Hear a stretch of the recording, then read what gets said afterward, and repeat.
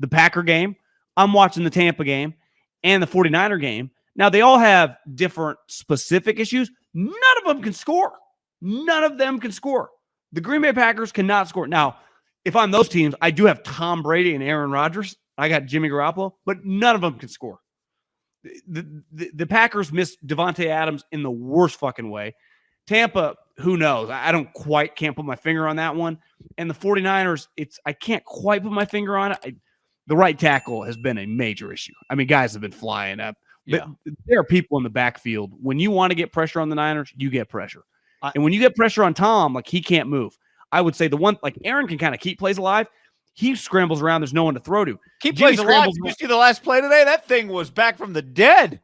He still makes sweet plays. He threw a touchdown pass on, like, the 7th lateral of a drive. You saw the last play of the Packer game. Yeah. That was sweet. His Did touchdown, you think that though. was a backwards throw?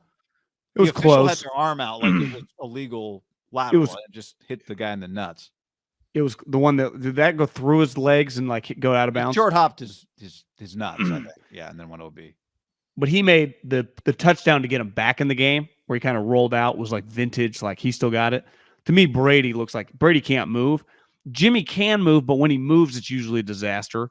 They just cannot score. And I don't care. I'm with you. Scoring's down. But, like, you got to be able to score. Like today. No. Scoring down was not a comment on the Niners. No, I agree. But I'm just saying, like, we have 3 teams that I would say pretty universally people would have picked them to make the playoffs. The 49ers, Tampa Bay, and Green Bay. And Niners scored 23 today. Tampa scored 3, and Green Bay scored 21. Like, I'm not asking for Mahomes when we're on, we're going to get 40, but you got to go when you're on, like, sniff 30. And these teams can't do it. And the Niners, I would say, have the least excuse, just given, especially now moving forward. I mean, that was the other thing that I took away today. Like, once they kind of get this guy indoctrinated to, like, just some basic plays, like, clearly it was on the fly. I know he watched all the meetings. It was just a lot going on. But, like, after this week, how many teams can roll out, siphon the quarterback out, these names: Trent Williams, Christian McCaffrey, Deebo Samuel, George Kittle, Brandon Ayuk? I mean, that's pretty fucking remarkable. Yeah. And I would say, we love Juszczyk. I don't want to pander here, but, I mean, he is just him too. He's just different. You saw it today. But he get his finger caught in the guy's face mask. Yeah, I don't know. He came back. I love getting video on the finger. Like when you run to the sideline, you got to pop it back. You see the guy, like, it's like slow motion, like, it's out. It came out. The Brian Baldinger, when the finger's pointing that way. The Anthony Munoz. Yeah. I have put my finger. I believe I've put my finger on it with the Niners. And it's very simple. It is that they run the Princeton, like, they need 11 plays, things to go right. Like, first down that doesn't pick up a yardage feels devastating. 2nd and 10 feels like 3rd and 10. I mean, forget it. Although this is where I say Jimmy made a lot of really good throws today. Like, I thought he made some very good throws. But anyway, people will misinterpret that. But I think that's the fundamental problem. They struggle to go, like, if they go one step back, 2 steps forward in one play. And that, the more you have to do, the more things that have to go right in order for you to score a touchdown, the harder it is to score a touchdown. Well, that's what I'm saying about comparing them to the other teams that I just would have viewed coming into the season on their equal. Like, Rodgers is averaging, he didn't throw over 200 yards today. It's like 5.5 yards a play. When I watch the Bucs, they can't move the ball. Like, they don't get explosive At least with plays. The Packers, I look at their team and go, okay, I get it. Like, the 100%. That's the thing with the Niners. Like, this offensive fucking genius, how can you not make some plays for your sweet players? Just get them in a little space. You get Juice in space, he's getting you 15 yards. You get Kittle in space, he's getting you 20. You get Deebo or Ayuk, they get you 40. Now McCaffrey, easily just get him in the, a wheel route. He's getting you 7 with his eyes closed. So it's like there's a lot of pressure on the coach to corral the quarterback and figure this shit out because, like you said, Green Bay, totally understandable. I mean, their best offensive player is by far probably non-quarterback is Aaron Jones. It's a running back. Like, he can only do so much. The Tampa, I mean, they got some issues. I mean, they got some names, but it ain't working. The Niners have guys like in their prime, young, play speed, no one questions. Like, they all look fantastic, right? Moving around. Yeah. Kittle making plays. Like, Kittle had an Oh. incredible game.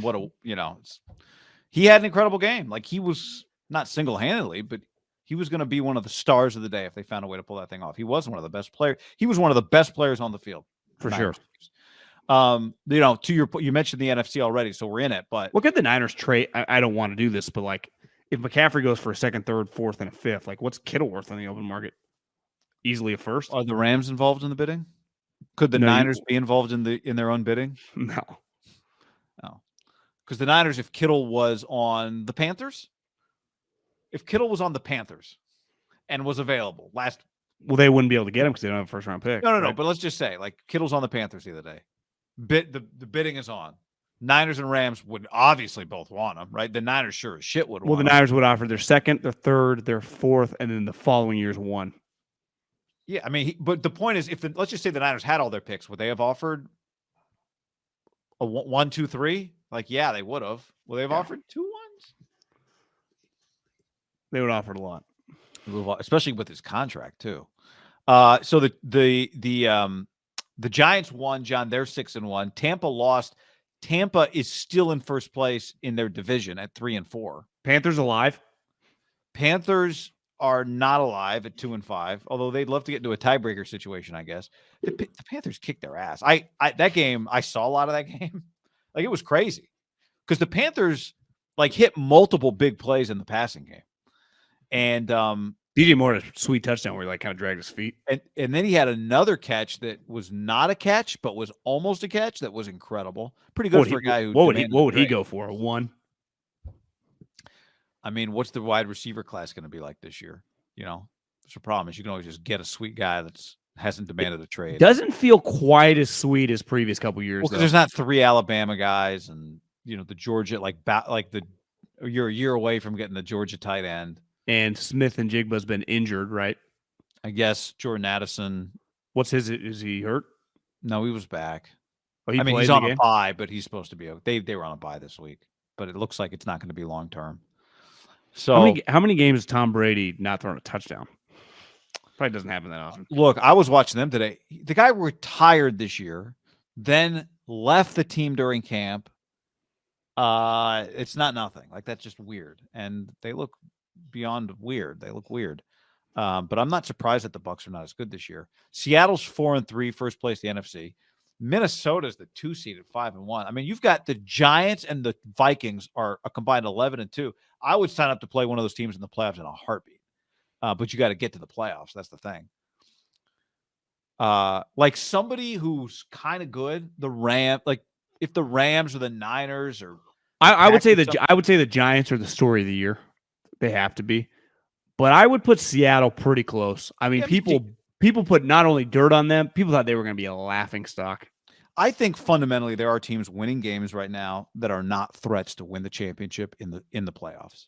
Well, yeah, I mean, and those teams are in the, like, my point is there's going to somebody who I don't think the Giants are going to make the playoffs.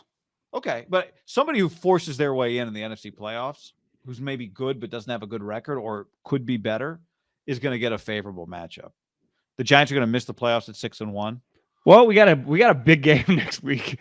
Giants at Seattle. Wow, that is a huge game. That's if the Giants win that, then yeah, I mean, you get to 7-1. You probably get to 10, and you get to 10 in the NFC, you're fucking in the playoffs. But they still have another game against the Cowboys. They already lost. They have not played the Eagles yet. Now, the one thing is you watch the Commanders, like maybe they got a little more life with Heineke. Maybe at this point in time, like Heineke's not terrible, and Wentz is just he just drags you down for can't quite put my finger on it. Variety of reasons. Jackson says, look at the Giants' schedule. Well, I'm looking. So at Seattle, then they get the Texans, then they get the Lions, then they get the Cowboys, Commanders, Eagles, Commanders, Vikings, Colts, Eagles. But they get Eagles the last week of the season, which that could be a throwaway game. They win at Seattle.